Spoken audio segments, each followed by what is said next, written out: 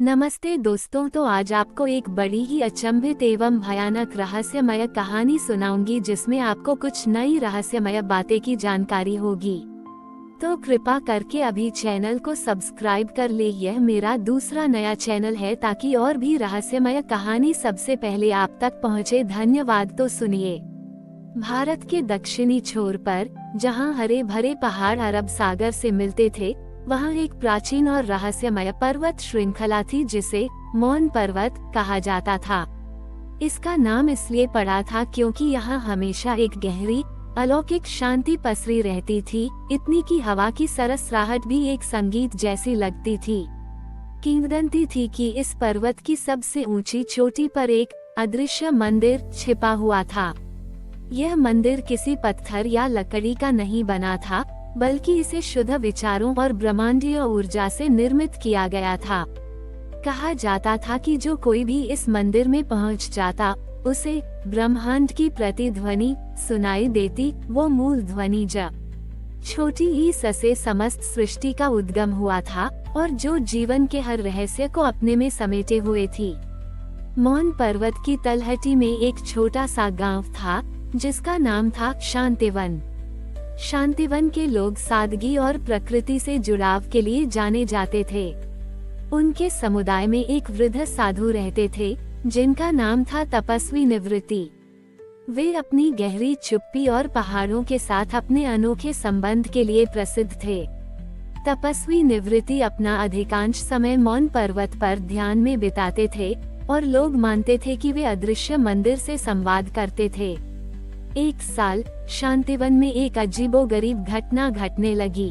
गांव के झरने सूखने लगे, पेड़ पौधे मुरझाने लगे और हवा में एक अजीब सी निर्जीवता फैल गई।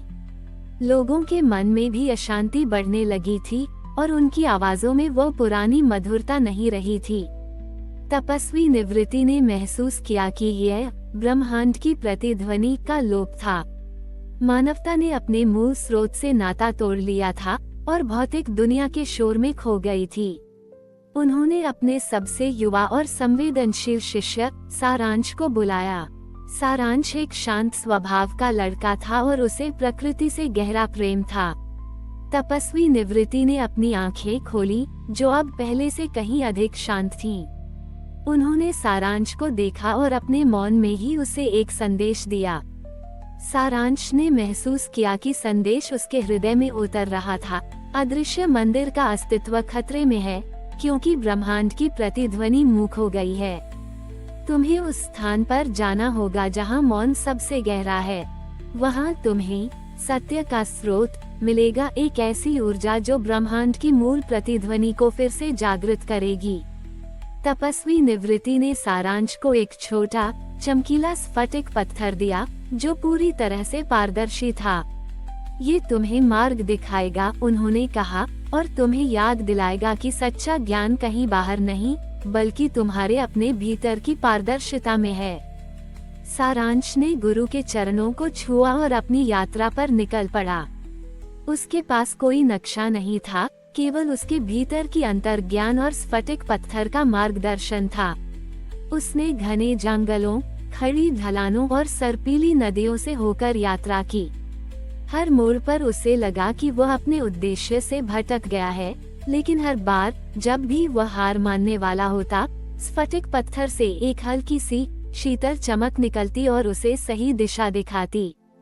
उसे महसूस हुआ कि यह यात्रा केवल एक मंदिर की खोज नहीं थी, बल्कि यह स्वयं के भीतर के मौन को समझने की यात्रा थी। कई दिनों की कठिन यात्रा के बाद, जहां उसे शारीरिक थकावट, अकेलेपन और भ्रम का सामना करना पड़ा, सारांश एक ऐसे स्थान पर पहुंचा जहां पर्वत श्रृंखला अचानक समाप्त हो गई थी और उसके सामने एक विशाल सपाट पठार था। पठार पर कोई वनस्पति नहीं थी, केवल चिकने काले पत्थर थे और हवा में एक ऐसी अगाध शांति थी जो उसने पहले कभी महसूस नहीं की थी। उसे लगा कि वह अपने गंतव्य के बहुत करीब था। पठार के केंद्र में उसे एक विशाल गोलाकार अंधकूप दिखाई दिया जो किसी प्राचीन वेधशाला जैसा दिखता था। अंधकूप के भीतर कोई प्रकाश नहीं था, केवल पूर्ण अंधकार था। लेकिन इसी अंधकार में एक सूक्ष्म लयबद्ध धड़कन महसूस हो रही थी, इतनी धीमी कि उसे सुनने के लिए सारांश को अपनी सांसें रोकनी पड़ी। स्फटिक पत्थर अब तेजी से चमक रहा था। उसे लगा कि यही वह स्थान था जहां सत्य का स्रोत छिपा था और जहां उसे ब्रह्मांड की प्रति ध्वनि सुनाई देगी। सारांश ने हिम्मत जुटाई और उस विशाल गोलाकार अंधाकूप में प्रवेश किया। भीतर का अंधकार इतना घना था कि उसे अपनी उंगलियां भी दिखाई नहीं दे रही थीं। हवा में एक अजीब सी पुरानी और पवित्र गंध थी जो उसकी आत्मा तक को छू रही थी। उसके कदमों की आहट भी उस अगाध मौन में समा जाती थी। अंधकूप के भीतर कोई रास्ता नहीं था, केवल एक चिकनी ढलान वाली सतह थी जो उसे धीरे धीरे नीचे की ओर ले जा रही थी। जैसे जैसे वह गहराई में उतरता गया, स्फटिक पत्थर उसके हाथ में और तेजी से चमकने लगा। उसकी चमक इतनी तीव्र थी कि वह अंधकार में एक मार्ग बना रही थी। वही सूक्ष्म लयबद्ध धड़कन जो उसने बाहर सुनी थी अब और भी स्पष्ट हो गई थी, मानो वह उसके स्वयं के हृदय की धड़कन हो। कई मिनटों की उस अनवरत ढलान के बाद सारांश एक विशाल गोलाकार कक्ष में पहुंचा। ये कक्ष भी पूर्ण अंधकार में डूबा था, लेकिन इसके केंद्र में हवा में तैरता हुआ एक अद्भुत प्रकाश का बिंदु था। ये बिंदु किसी भी भौतिक स्रोत से नहीं आ रहा था, बल्कि स्वयं अंधकार से उत्पन्न हो रहा था। ये लगातार फैल रहा था और सिकुड़ रहा था, जैसे कोई अनंत श्वास ले रहा हो। यही सत्य का स्रोत था जिसकी बात तपस्वी निवृत्ति ने की थी। प्रकाश का बिंदु इतना शक्तिशाली था कि सारांश को लगा जैसे उसका अपना अस्तित्व ही उस बिंदु में समा रहा हो। उसने तपस्वी निवृत्ति के शब्दों को याद किया, ये तुम्हें मार्ग दिखाएगा और तुम्हें याद दिलाएगा कि सच्चा ज्ञान कहीं बाहर नहीं, बल्कि तुम्हारे अपने भीतर की पारदर्शिता में है। उसने स्फटिक पत्थर को अपने माथे पर रखा और उस प्रकाश बिंदु के सामने बैठकर अपनी आंखें बंद कर लीं। उसने अपने मन के सारे विचारों को शांत किया, सारी चिंताएं, सारे भय और स्वयं को उस प्रकाश की असीम ऊर्जा के प्रति समर्पित कर दिया। उसने गहन ध्यान में प्रवेश किया, अपने आप को उस शून्य अवस्था में लाने का प्रयास किया जहां ब्रह्मांडीय सत्य स्वतः प्रकट होता है। जैसे जैसे सारांश का ध्यान गहरा होता गया, उसे लगा कि उसका शरीर विलीन हो रहा है और वह स्वयं उस प्रकाश बिंदु का हिस्सा बन रहा है। उसे अब केवल धड़कन नहीं सुनाई दी, बल्कि उसने ब्रह्मांड की मूल ध्वनि को महसूस किया, एक ऐसी ध्वनि जो सभी ध्वनियों का मूल थी और जो स्वयं सृष्टि का कंपन थी।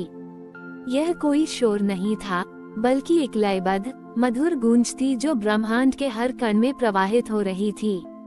यही ब्रह्मांड की प्रतिध्वनि थी जो उसने पहले कभी नहीं सुनी थी। सत्य का स्रोत से एक तीव्र ऊर्जावान प्रकाश पुंज निकला और सीधे सारांश के शरीर में समा गया। उसे लगा जैसे उसके भीतर की हर कोशिका में ऊर्जा भर गई हो और उसका पूरा अस्तित्व उस ब्रह्मांडीय प्रतिध्वनि से गूंज उठा हो। उसे अब केवल ब्रह्मांड के सबसे गहरे रहस्य का ज्ञान नहीं था, बल्कि वह स्वयं उस रहस्य का एक हिस्सा बन गया था। उसे अपनी अंतर्ज्ञान और बाहरी दुनिया के बीच का सूक्ष्म अंतर समझ में आया। उसे पता चला कि असली ज्ञान केवल शब्दों या अवधारणाओं में नहीं, बल्कि अस्तित्व के हर कण में प्रवाहित होने वाली चेतना में न छोटी ही हित है। जब प्रकाश शांत हुआ तो सत्य का स्रोत अब भी तैर रहा था, लेकिन उसमें एक स्थायी दिव्य चमक थी, मानो ज्ञान उसमें समा गया हो। सारांश ने आंखें खोली। वह बदल चुका था। उसके भीतर एक अद्भुत शांति, एक असीम ज्ञान और एक नई शक्ति भर गई थी। उसे पता था कि उसने न केवल अपने गांव को बचाया था, बल्कि उसे ये ज्ञान पूरी दुनिया तक पहुंचाना था। उसे ये भी समझ आया कि अदृश्य मंदिर कोई भौतिक संरचना नहीं थी, बल्कि यह स्वयं सत्य का स्रोत तक पहुंचने का मार्ग था। वह पवित्र स्थान जो हर व्यक्ति के भीतर मौजूद है, जहां ब्रह्मांडीय प्रतिध्वनि को सुना जा सकता है। सारांश ने सत्य के स्रोत को प्रणाम किया और अंधकूप से बाहर निकलने की यात्रा शुरू की। इस बार रास्ता उसे आसान लगा क्योंकि उसके भीतर ब्रह्मांड की प्रतिध्वनि गूंज रही थी और हर कदम पर उसे मौन पर्वत का आशीर्वाद महसूस हो रहा था। जब सारांश उस रहस्यमय अंधकूप से बाहर आया तो मौन पर्वत पर एक नई जीवंत शांति छाई हुई थी। स्फटिक पत्थर अब उसके हाथ में केवल एक चमकदार टुकड़ा नहीं था, बल्कि वह ब्रह्मांडीय ऊर्जा का एक संवाहक बन चुका था जो उसके भीतर के ज्ञान को दर्शाता था। वह तेजी से अपने गांव शांतिवन की ओर लौटा। उसके कदम अब और भी दृढ़ थे। जैसे ही सारांश गांव में दाखिल हुआ, उसने देखा कि लोगों के चेहरों पर जो निर्जीवता और अशांति थी, वह धीरे धीरे कम हो रही थी। हवा में अब कोई उदासी नहीं थी, बल्कि एक हल्की लयबद्ध गूंज महसूस हो रही थी जो उसके भीतर के ब्रह्मांड की प्रतिध्वनि थी। सारांश सीधे तपस्वी निवृत्ति के पास गया। गुरु अपने ध्यान से उठे और उनके चेहरे पर एक गहरी संतुष्टि थी, मानो वे जानते थे कि सारांश सफल हो गया है। सारांश ने गुरु के चरणों को छुआ और उन्हें अपने अनुभव के बारे में बताया। कैसे उसने सत्य का स्रोत को पाया और कैसे उसने समझा कि सच्चे ज्ञान और जीवन की ऊर्जा हमारे भीतर के अदृश्य मंदिर से ही उत्पन्न होती है। तपस्वी निवृत्ति ने अपने मौन में ही उसे एक संदेश दिया, जिसे सारांश ने अपने हृदय में ग्रहण किया। ब्रह्मांड की प्रतिध्वनि को वापस लाने के लिए तुम्हें लोगों को अपने भीतर के मौन से जुड़ना सिखाना होगा। जब वे अपने सत्य का स्रोत को सुनेंगे, तभी वे ब्रह्मांड के साथ फिर से लयबद्ध हो पाएंगे। उस दिन के बाद सारांश ने शांतिवन में मौन की साधना को पुनर्जीवित किया। उसने लोगों को सिखाया कि कैसे वे अपनी दैनिक गतिविधियों में भी जागरूकता और शांति ला सकते हैं, चाहे वह पानी लाना हो, खेत में काम करना हो या बच्चों के साथ खेलना हो। उसने उन्हें बताया कि जीवन का हर क्षण एक पवित्र अवसर है और उसमें पूरी तरह से जीना ही सच्ची खुशी है। उसने उन्हें अपने मन को शांत करके भीतर रखी आवाज सुनने के लिए प्रेरित किया। धीरे धीरे चमत्कार होने लगे। पहले गांव के झरने फिर से बहने लगे, उनका पानी पहले से अधिक निर्मल था।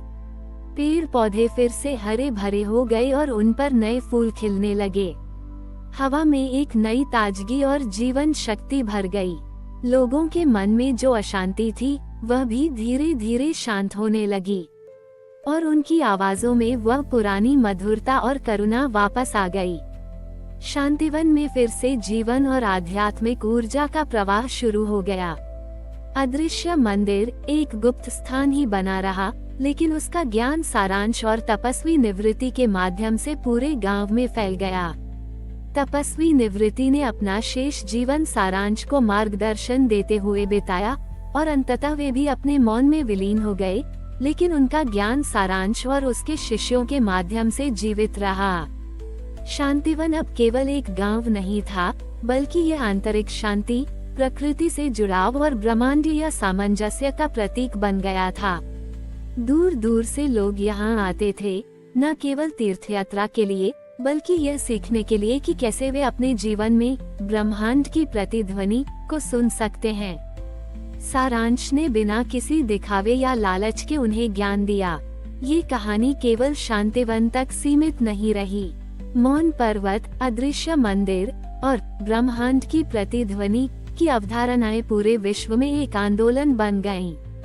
लोग अपने व्यस्त जीवन में मौन और ध्यान के लिए समय निकालने लगे। पर्यावरण के प्रति जागरूकता बढ़ी, क्योंकि लोगों ने समझा कि प्रकृति स्वयं ब्रह्मांडीय सामंजस्य का प्रतिबिंब है। ये कथा यहीं समाप्त नहीं होती, बल्कि यह हर उस आत्मा के भीतर जीवित रहती है जो अपने भीतर के सत्य का स्रोत को खोजने का साहस करती है। यह एक सतत पुनर्जागरण है, एक शाश्वत प्रतिध्वनि है जो हमें याद दिलाती है कि सबसे गहरा रहस्य हमारे अपने भीतर ही छिपा है और सच्चा स्वर्ग हमारे अपने मौना और ब्रह्मांडीय संगीत में पाया जा सकता है। हमारी और भी आध्यात्मिक एवं अनोखी कहानियाँ देखने के लिए हमारे चैनल पर जाएं तथा धार्मिक एवं पौराणिक अनोखी कहानियाँ हमारे चैनल पर है। कृपया जाके देखें तथा हमारे चैनल को सब्सक्राइब करके रखें और वीडियो लाइक जरूर करें। धन्यवाद।